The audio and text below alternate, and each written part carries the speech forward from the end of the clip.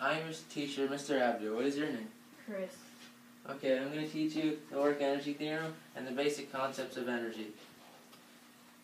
So over here, we have Ke, which is the kinetic energy, plus potential energy, which is Pe, plus W exterior, which is the work done exterior force, is equal to the kinetic energy final plus potential energy final.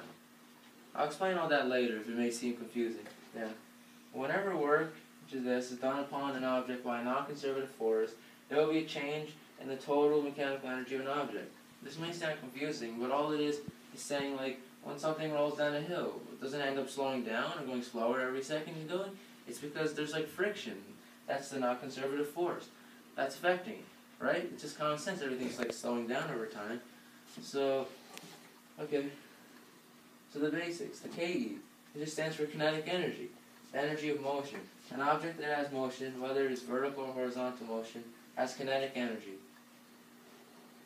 And to find it, all you have to do is half of the mass, which is m, times v squared, which is the velocity of the object.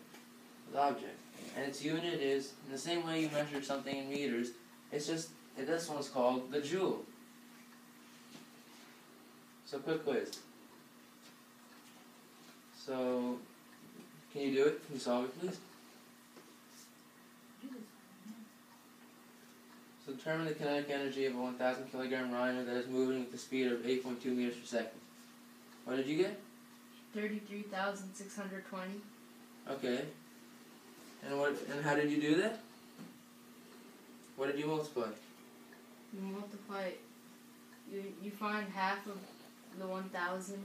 Okay. You multiply it by 8.2 squared. Okay. Now potential energy. There's two types of potential energy, gravitational and elastic. Gravitational potential energy is energy stored in an object as a result of its vertical position or height. The energy is stored as a result of the gravitational attraction of the Earth to the object. That's just saying, like, how this object right here, you think it has no energy, right? You're right, it doesn't have any kinetic energy because it's not moving. But what happens if I move the TV? It will fall. Exactly, that's why it has gravitational potential energy. And to find that, all you have to do is multiply the mass by g, which is 9.8 meters per second, just acceleration due to gravity. Because when you drop something, when people skydive, they fall, right? Like you're speeding up and up. And the height, whatever height you at.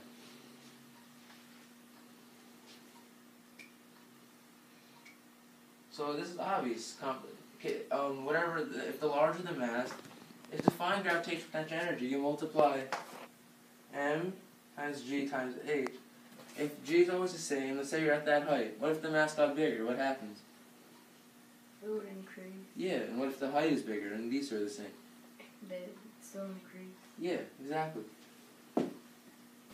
So the other type of potential energy is elastic. It's just energy stored in elastic materials as a result of the stretching or compressing. In the same way that this has potential energy, a spring does too. When you stretch a spring, what does it want to do when you let go? It flies back. Exactly, fly right back. So that's another type of potential energy, because it's not like moving yet, but if you let go, it will. So a quick quiz. Cat is standing on top of a diving board. The board is 10 meters above the water, and Cat is about 40 kilograms. How much gravitational potential energy does she have? So you use the formula mgh. What do you get? What did you get? 3,920 What's the unit? kilograms. No, remember? Joules. Oh. Okay, and how much elastic potential energy does she have? 0. Yeah, because is there a spring here? Exactly. And you're right. Good job. Now work. Final part of the equation is W exterior, which is the work being done by external force. When a force and work can be described as, like, when a force acts upon an object to cause a displacement of the object, it is said that work was done on the object. That's it. But work exterior, which is an equation, is the work done by external force. An example of that is like friction. So the equation for that is F, which is force, times D, which is the distance traveled, times cosine theta. And you may think that you're only in pre-algebra, so you never learned cosine yet, but that's on your calculator. But the important thing is theta. Theta is the angle between the distance and the force. In both of these situations, how are the force and are they in the same direction or in an angle? Same direction. Exactly. So what's the degree? 0. Yeah. But there's situations when it's like this. What degree is that? 90. So all you have to do is cosine 90 in your calculator. So try and do this quickly. If there is no friction force present and Bob is applying a force of 30 newtons, which causes the box to move 5 meters, how much work did Bob do?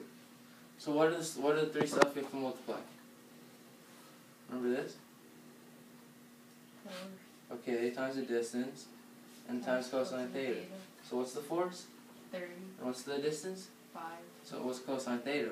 150. No, what's cosine theta? Is in the same angle? Yeah. Exactly. So what do you get? 150 joules. Let's see. Good job, you got it.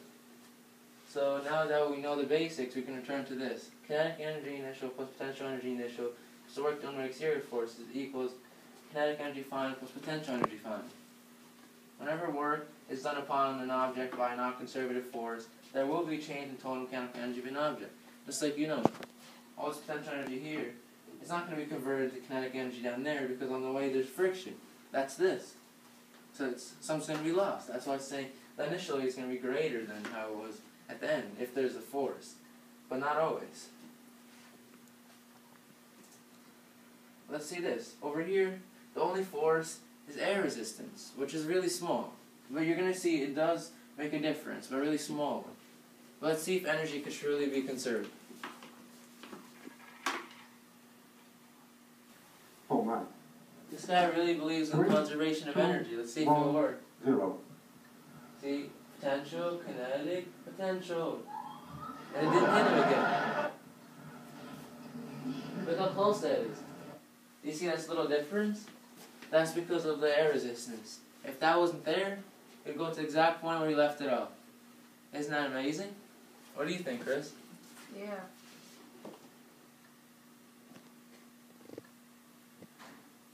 So his experiment truly did prove that the energy is conserved. If you neglect the air resistance, they're really small.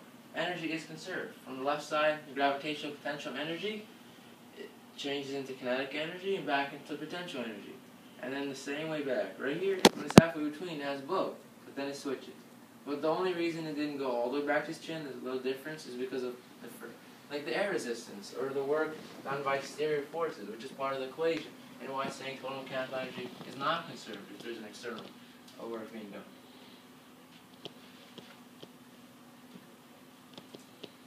So, but now, this brings me to my next point. If only conservative forces are doing work, so there's none of that other stuff, no work, and there's no work done by non-conservative forces, then there is no change in total mechanical energy.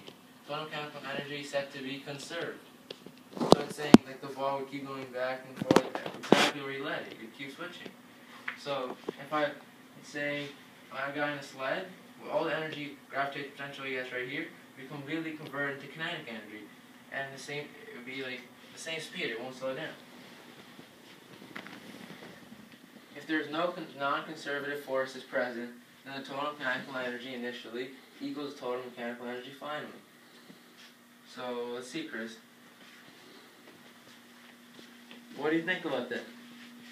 So what's that at the top of the sled? What's present? Gravitational energy. And what about halfway? Kinetic. He's moving, but does he have a height off the earth? So what else does he have? Other than kinetic energy. What's the other one? What's the other energy other than kinetic energy? Gravitational energy. Yeah, gravitational potential energy. And then what does it have on the bottom? Is there any gravitational potential energy? Yeah, because there's no height. So what is it? Kinetic energy. Yeah, exactly. So, and it's saying if there was no friction over here on the snow and stuff, so all the gravitational potential energy, which is what? Remember? What's the equation for it? MGH. Yeah, so it's saying MGH would have to equal what? Half of mg squared. Yeah, half of mv squared. So, exactly. So it's not saying that there'd have to be a certain v for it to be conserved.